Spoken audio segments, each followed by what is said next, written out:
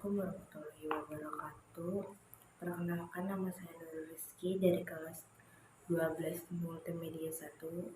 Saya akan menjelaskan tentang soal di bab 1 mapa TPAP, teknik pengolahan audio video. Jadi ada soal yang pertama, yaitu syarat untuk menciptakan hasil produk multimedia adalah pilihannya harus berurutan, melalui proses yang berurutan, melalui urutan proses, harus mengikuti alur yang berurutan, dan melalui tahapan proses yang berurutan. Jadi jawabannya adalah melalui tahapan proses yang berurutan. Kenapa jawabannya itu? Karena dengan proses yang berurutan dan benar juga cermat akan menciptakan produk multimedia yang baik dan sebagaimana yang kita mau. Terus yang kedua ada akibat yang ditimbulkan karena adanya kesalahan fatal dalam proses produksi diantaranya jawabannya adalah A. Menguras tenaga, waktu, dan biaya. Nah, kenapa jadi jawaban itu? Karena kesalahan-kesalahan kita yang ada itu kan menguras tenaga kita pastinya. Terus waktu kita terbuang karena harus mengerjakan 2 kali atau lebih tergantung kesalahan kita. Kalau kesalahan kita lebih dari 3 kali, nah mungkin itu udah berkali-kali lipat. Dan biayanya juga akan double karena akan mengulang kayak konsumsi dan apa segala macam pokoknya.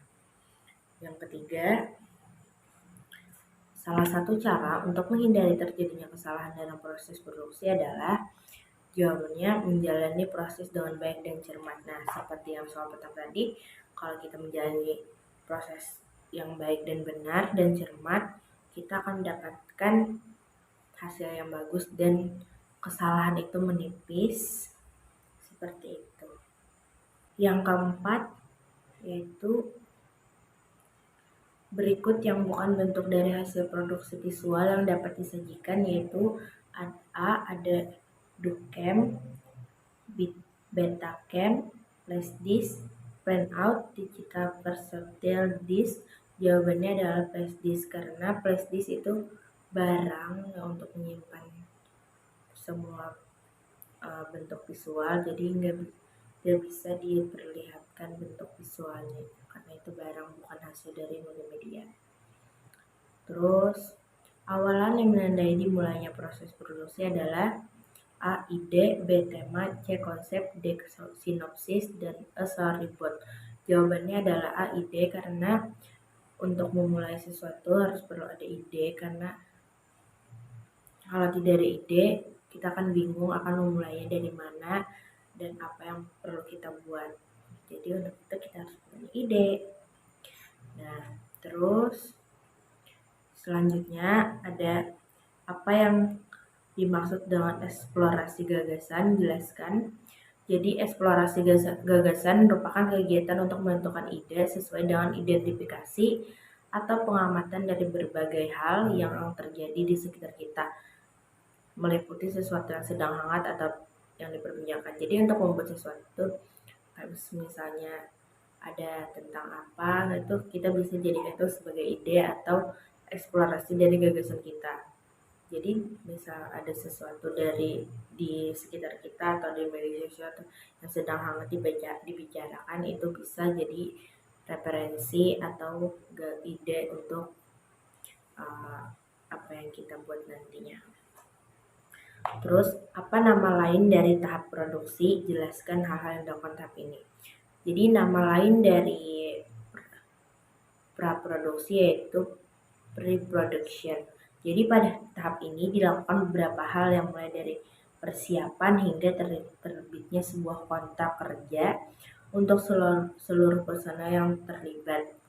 Terus ada beberapa tahapan di dalam praproduksi, yaitu 1. Perancangan, identifikasi gagasan, mungkin konsep, buat sinopsis, treatment, pembedahan naskah atau skenario, terus ada storyboard dan syuting script. Terus membuat proposal, membuat prototype, menyiapkan rancangan desain, terus mempersiapkan proses produksi. Jadi sebelum produksi ada itu namanya praproduksi, yang dimana kita akan mengumpulkan ide, terus membuat proposal, untuk mencari iklan, semuanya pokoknya.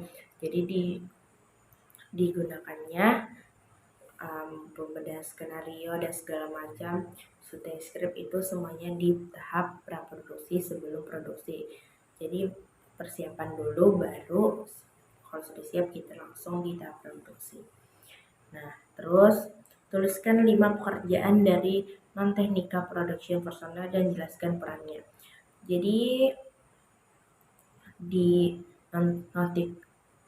non-technical production personnel ini ada beberapa, yaitu antaranya produser, yaitu seseorang yang bertanggung jawab terhadap keberlangsungan seluruh tahapannya. Jadi produser itu menjelaskan ke pemain, terus menyiapkan krunya, pokoknya menyiapkan seluruh apa yang mau dibuat. Terus tuh ada sutradara, jadi sutradara itu seorang bertanggung jawab terhadap penyutradaraan dan seluruh adegan, mampu menyiapkan naskah atau skenario. Jadi tugas sutradara itu menjelaskan dari skenario ke pemain, atau lebihnya memvisualkannya lagi biar si pemain bisa lebih paham. Terus penata arsitek, jadi seorang bertanggung jawab terhadap kreativitas dan strategi setting desain. Misalnya mau desainnya nanti kayak gimana, pokoknya dalam proses editing. Terus perancang busana, terus seorang bertanggung jawab terhadap desain dan properti busana yang dibutuhkan seluruh pemeran. Jadi misalnya kayak hairdo, make up, terus sebagainya untuk adegan ini yang pas apa, kayak gitu. Terus yang terakhir ada penulis naskah.